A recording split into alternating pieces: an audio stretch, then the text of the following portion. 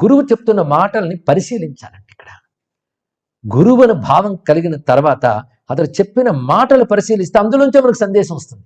అంతేగాని పాఠం చెప్తాను కూర్చో, పుస్తకం తెరిచి కూర్చో, లేదా స్పీచ్ చెప్తున్నాను, ఉపన్యాసం చెప్తున్నాను విను అన్నప్పుడు చెప్పేదే బోధ కాదు. ఆయన ఒకసారి 10 మందితో మాట్లాడుతూ ఉంటే కొందరు భాగవతత్వంలో మాట అంటున్నట్ట, ఉండవలసింది ఏంటంటే భగవన్నామస్మరణ ఎప్పుడు చేస్తూ ఉండాలి, భక్తుల పట్ల మర్యాదగా ఉండాలి, భూతదయ ఉండాలి అనగానే కోపం వచ్చిందిటండి రామకృష్ణ పరమహంసకి. భూతదయ ఉండాలా? భూతాలపై దయ చూపించడం నువ్వెవడవయ్యా అన్నట్టు. ఇక్కడ ఇదిగో నామస్మరణ ఉండాలి, భక్తులు మర్యాద చూడాలి వరకు బాగుంది. భూత దయ ఏమిటి? భూతాలపై అంటే ప్రాణికోట్లపై దయ చూపించడం నువ్వెవడివి? నువ్వు ఒక ప్రాణికోటివి. దయ అనేది భగవంతుడు చూపిస్తాడు, నువ్వు దయ చూపించకూడదు. భూతములన్నిట్లోనూ భగవంతుడే ఉన్నాడు. ఆ దృష్టితో నువ్వు అసహాయంగా ఉన్నటువంటి వాళ్ళకి సేవ చెయ్యు. భూతముల్ని సేవ చేయడమే తప్ప దయ చూపించడం, సహాయపడడం 2 మాటలు అనుకో. నువ్వు సహాయపడడానికి దయ చూపించడం నువ్వే అవిడివి. అందుకే ఏ ప్రాణికోటి పట్ల నువ్వు దయా, కోపము, ద్వేషము ఇలాంటివి ఏమి పెట్టుకోకు. తద్రూపంగా ఉన్న భగవంతుని పూజిస్తున్నాను, సేవిస్తున్నాను చేయి సహాయం, అంతేగాని దయ అనుకోకు. నువ్వు సహాయపడుతున్నాను అనుకోకు. తద్రూపంగా భగవంతుడిని సేవ చేసుకునే భాగ్యం నీకు అదృష్టవశాత్తు కలిగిందనుకో అని మాట చెప్పట. అది అవతల వాళ్ళకి ఏమర్థమైందో అర్థం కాలేదో కానీ నరేంద్రుడికి బాగా అర్థమైందని. ఒక్కట ఆయన చాలా మార్చింది. ఆయన అంటాడు, రామకృష్ణ పరమహంస భక్తి మార్గాలకు నూతన కాంతిని ప్రసరింపజేశాడు. సరిగ్గా ఇది మనకు భాగవతంలో కనబడుతుంది. సర్వభూతముల యందు ఉన్న నన్ను తెలుసుకుని ఎవడు ఆరాధన చేస్తున్నాడో వాడు ఆరాధన నేను స్వీకరిస్తాను, కానీ విగ్రహాల్లోనే ఉంటాను అనుకున్న వాళ్ళ ఆరాధన స్వీకరించను అని కపిల మహర్షి దేవహూతికి చెప్పినటువంటి గీతలో వస్తుందండి. ఇప్పుడు పరమహంస ఎంత అందంగా దాన్ని చెప్పారు ఇక్కడ. దానితో స్ఫూర్తి పొందాడు ఈయన. సకల ప్రాణుల్లోని భగవంతుని దర్శించేదాకా భక్తి పండినట్లు కాదు. అందరిలో భగవంతుని చూడాలి. హరియట, హరుడట, అఖిలాండ కోటులట, అందరిలోనూ పరమాత్ముడు వెలిగే అని త్యాగయ్య అన్నట్లుగా అది గ్రహించగలగాలి. అటువంటి దయ ఏమిటి? పామరుడు, పేదవాడు, పండితుడు, బ్రాహ్మణుడు, చండాలుడు అందరిలో భగవంతుడు సమముగా వ్యాపించి ఉన్నాడని తెలుసుకుని నువ్వు చేయగలిగిన సేవ చెయ్యు అన్నారు. ఈ స్ఫూర్తే తర్వాత వివేకానంద రామకృష్ణ పరమహంస మాటలోని అందుకుని తర్వాత ఆయన చేసిన కార్యాచరణలో మనకు కనబడుతుందండి. అందుకే దీన్ని ముఖ్యంగా మనం తెలుసుకున్నాం. ఆ తర్వాత విశేషంగా 1884 నరేంద్రుడి జీవితంలో కొంచెం బాధాకరమైన అంశం. ఆ సమయంలోనే వాళ్ళ నాన్నగారు గుండెపోటుతో మరణించారు. అప్పటికే ఆయన బాగా సంపాదించేవారు, కానీ అది అందరికీ ఇచ్చేసేవారు. ఆయన అడ్డం పెట్టుకుని బంధువర్గం ఆయన పేరుతో అప్పులు చేశారండి, కానీ వాళ్ళు తీర్చలేదు. అప్పులు తీర్చమని అప్పులు వాళ్ళు ఒత్తిడి చేస్తున్నారు. ఇలాంటి పరిస్థితి. ఆఖరికి దాయాదులు తగాదాలో ఉండడం వల్ల సొంత ఇల్లు కూడా విడిచిపెట్టి అద్దెంట్లో ఉంటున్నారు. అద్దెంట్లో తండ్రి పోయాడు.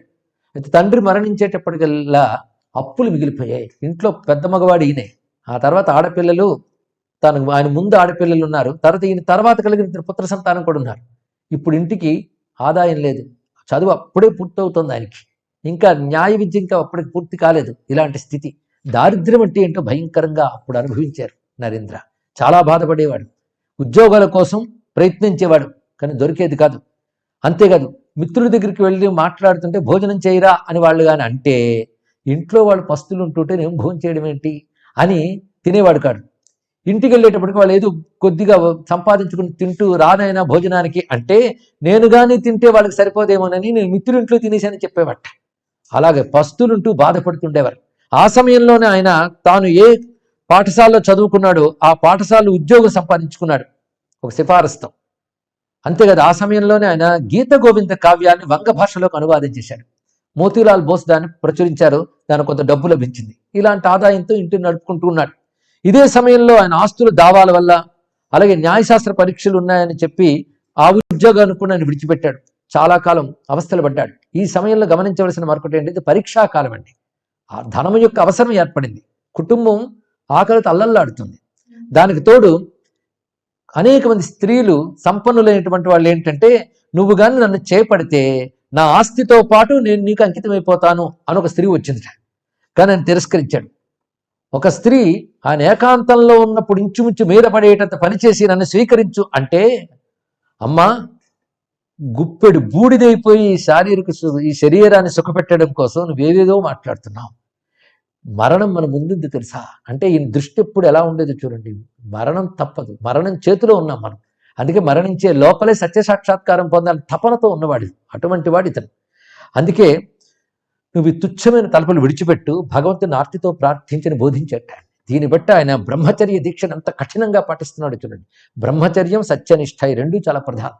పైగా పరమహంసీనికి చేసిన బోధనలో ఏంటంటే, నాయన బ్రహ్మచర్యం వేడకు. బ్రహ్మచర్యం అకుంఠితంగా పాటించినటువంటి వాడికి మేధోనాడిని ఒక నాడి ఉత్పన్నమవుతుంది.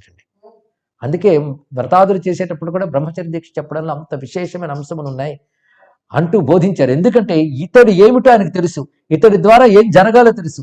అందుకే బ్రహ్మచర్యము వివాహం చేసుకోకు అనే విషయం దీనికి ప్రత్యేకించి బోధించాడు ఆయన.